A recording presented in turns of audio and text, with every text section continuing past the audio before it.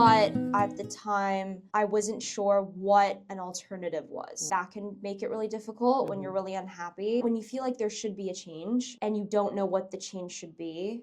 Why is it so hard to pursue the things that we think are meant for us? Are we scared of the unknown in our careers? I think so. I'm definitely scared of the unknown. Okay. What are the consequences of not doing what we think we should be doing instead? What are some of the feelings or some of the thoughts? Doubt is a big one. Doubt about many things. Doubt about if it's successful, if it's going to work out, if you should do it in the first place. You have to be able to seek that validation within yourself because you can't get it from other people. So a lot of it is also acceptance. You have to be brave because, like you said, there's no set path. And you're constantly going through new obstacles, and you have to be able to adapt and be okay with not everyone being okay with what you're doing. I think that's a big one. You can't please everyone. You can't. Well, you say you're talking big words here. How are we overachievers? People who've gotten so much validation from everyone during our conventional success track, dealing with validating ourselves and trusting choices. Let's talk about this. How is it? Because It's for hard. me, honestly, that was the hardest thing to do, to learn how to prioritize your opinion, to really be the troublemakers who believe they're on the right track. But this is the most difficult thing because when you're used to be validated all your life based on your results, first of all, and based on how well you conform to the evaluation framework, it makes it almost impossible. You're a prisoner of your own success. Yes. And yes, for me, 100%. the worst is that I'm not good at being a noob. I'm not good at not being good. It feels so uncomfortable. This is something that makes me postpone when I'm trying something new without proven methods or no proven evaluation framework. I think when you've always been known, like you said, for your results and for being good at something, it's really scary to fail. It's really scary to be seen as not good at something because it feels like you have a standard for yourself that is just reinforced by other people's perception of you. And then it's just like it's like a circle. Right. You don't try certain things because you don't want to be bad at it. Yeah. Because then, at a certain point, people expect you to be good at everything. And then if you internalize that message, you expect yourself to just be naturally good at everything, which is impossible. And I think that's another thing that sometimes, even now, I think we really idolize like the genius, right? Like the founder and someone who's just brilliant. Yes, people like that do exist. But sometimes you don't always see the hard work behind it. People try to cultivate. How bad they were. Or how, right? exactly. The process the there. process. Every time I write a piece, so when I'm writing something, right? Again, another problem of overachiever, you want your work to be the best possible. And then because you know how much work it goes into that, you just postpone starting to work on it. So you read something and it's so good and you're like, I can never do this or how, but it's been probably 500 pieces of essays that the person wrote before getting to that point. And society never talks about it. No, people don't talk about that. Yes, we always say, oh, we value hard work and look how hard that person works. But if you look at the people that we actually prop up in society, it's the people that we idolize for being effortlessly brilliant. It can be a very detrimental message because then you feel like if you're not naturally good at something, then this isn't for me. This isn't something I should be doing. But also then being good at something all the time at a point becomes boring. Yes. And I feel like or is it comfortable? I don't know. I don't think I would be happy to do something that I'm good at nonstop. I think the challenge of not knowing makes it ever more interesting. Yeah. But I guess maybe it's a matter of how much of the challenge you accept. If it's a totally different direction, you might not want to take that path. Yeah, I think there's definitely like a diagram.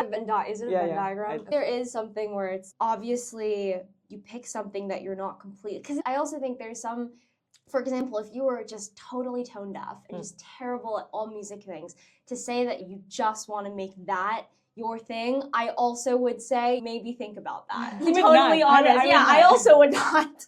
No, I don't think my ego could handle that. no, I would do it. As in, you see, this is another difference. I think if someone really likes something, Yeah. you will get over that. Just try it. What if the Yeah. person will like one day be on their deathbed and they will want to have tried and they never That's true. they never did it. But let's talk about the sadness of not doing something that's better aligned with your values, because we made it clear that it's not always easy to first Yeah. understand your values Yeah. and then just do it. I think it's a process, right? Yes. Let's talk about the sadness. What happens with these people who are not used to, like these people, aka us? Yeah. If it's not clear. People who are not used to listening to what they want, who end up doing what society tells them they should be doing, or just follow proven conventional paths. What happens in terms of how we feel down the road, this successful road? How is the sadness? In my case, it was being drained, feeling like I am really lost, not understanding where all of this comes from, being numbed at times, and also tired of even looking into what's causing all of it, because it's daunting, feeling that there's so much you don't understand and just wanting to turn away from it. How is it for you in terms of feeling slowly accumulating in the heart of a troublemaker who knows that they're not a troublemaker anymore? It's a lot of denial for me, and it was a lot of feeling, I would describe it as feeling empty and just feeling like something was missing and not knowing why. What happens is you have to decide if you want to figure what that is or if you just want to keep doing certain things that let you forget about that. I think ignore it and suppress it. Yeah, because that worked for sure, For right? sure. For sure it's gonna work. 100%. We're not going to have a breakdown. Never. Who is that? Yeah, exactly. Yeah. It takes courage to, first it's about realizing, but I think your body, and I think that if you're really doing something that you're not meant to do, you'll know. It takes courage to take action, not just ignore it. Let's talk about how we usually ignore it. We had a conversation about this one, and I really want us to share it with other people who are going through the same thing, because it's interesting and maybe they're not aware of it. But in my case, and as we found out in your case too, we've been using music as a way to drag ourselves into just completely ignoring what we're feeling. So in my case, it was almost a feeling of being absorbed into this mass of water, where I would completely relax, or at least not feel my own anxiety. Yeah. And then literally love the feeling of sadness, until a point where I even asked myself, maybe am I hooked on sadness? Because sadness itself puts me into this emotional place of calm and existing somewhere between present and past, between present and a potential future that I see myself in. Fantasy, basically. How is it for you? Experiencing sadness, avoiding your feelings. Oh, sorry. I love this song. Exactly. How much sadness have you experienced on this song? The song is called Party Police by the Canadian band Always. Underrated song. I just have to shout that out because it's a great song. For me, I associated sadness and feeling and productivity as two separate realms. I would almost give myself like a lot time to feel sad. Okay. And I would listen to like sad music, I guess, but I wouldn't even, it was weird because I'd listen to it and I don't think I'd feel sad when I was listening to the sad music. Yeah. Like I'd feel fine. And then it would be like when I wasn't listening to the sad music, I would actually probably be sad. But you would just push it down. Okay. And just do more to forget. So sad. I guess I also had this episode where I was using sad music to literally place myself in a mode of productivity. Yeah. It was almost like I was numbing away the thoughts. Yeah. And then feeling sadness would allow me to just be productive. Because I was there alone, nostalgic, and I was just like, I'm ready to focus on my work now. I'm just with myself, with the sad self. I think sadness too is such a complex emotion, and there's different ways of feeling sad. Like sad crying versus just like sad withdrawn versus like sad numb, like all different.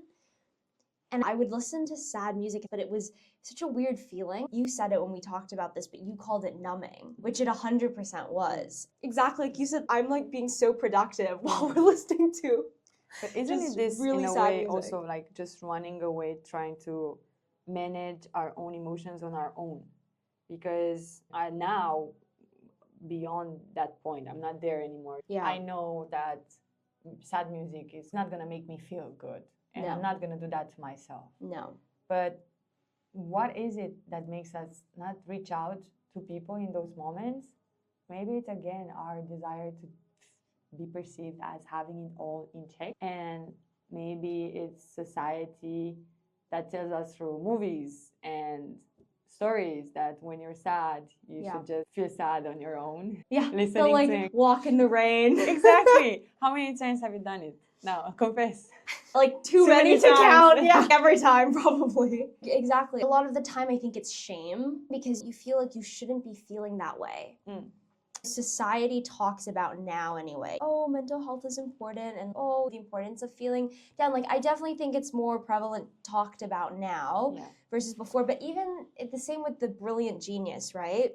We're not really idolizing like people who are sad. Honestly, maybe they're not publicly sad, but we're also not idolizing happy people. We're idolizing success. Yeah. We're idolizing the version of success that we think is for everyone. And we're also idolizing hardship, as in success. To achieve success in the conventional parameters, it has to be hard. It can't be easy. If it feels easy and pleasurable, it's probably a hobby. Yes. There is something that we idolize about overcoming struggle. And it's the same thing. I think you focus on the end result. And you always, and I feel when you watch those talks on YouTube or whatnot, and it's those inspirational speeches and people are talking about, they always talk about the down period, right? But I feel like I don't see it. Like when it's actually happening, I don't think you witness it. Like you don't see the person when they're going through what they talk about, but you always see them on the other side. I do this mistake too, and I was told by a friend that she feels a bit suffocated when I just show my success and me being happy, but without talking about all it took to get. So in a way, I want to talk more about that because I feel like it's something that we need to be vulnerable. And if more of us would just be vulnerable about what we feel, then it might be natural to feel that we have an existential crisis. So, like I said, what I'm trying to do, my mission now is like exactly your purpose. Exactly. Is to normalize the idea that people have existential crises throughout their life. So when I hear someone at 20 having existential crisis, I'm laughing. Then I'm laughing again when I hear someone at 25 having an existential crisis.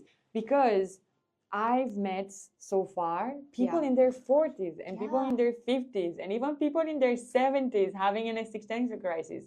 So maybe it's not a crisis. Maybe life itself is just a crisis of figuring out things.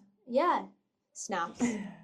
It's true. I 100% agree with that. Finally, as we're about to unveil what we've been working on and the concept behind it, what would be one piece of advice you would give yourself right after you delivered that speech on the troublemakers? Take a moment and think about it. One piece of advice I'd give myself, I would tell her to be less harsh on herself. I will tell her that it will work out. I would tell her that it would work out, and I will tell her that it might not work out in the way that she plans, but I would tell her that where she ends up and who she becomes is who she's meant to be. Great. That's what I would tell her. Thank you so much, Miranda. Thank you. Will you now introduce our audience to your... I'm going to start because I was inspired by your essay, and this flower is actually a flower of fire, and it's the troublemaker. The troublemaker that's coming back on a background of hope, but also like some color Yeah. tones, like negative, and how hard it's to Yeah, shine bright and powerful. So this is the troublemaker. I love that. I did not have a deep message to behind mine. It's fine. When we have our conversations, it feels very natural Yes. and very liberating. And so I just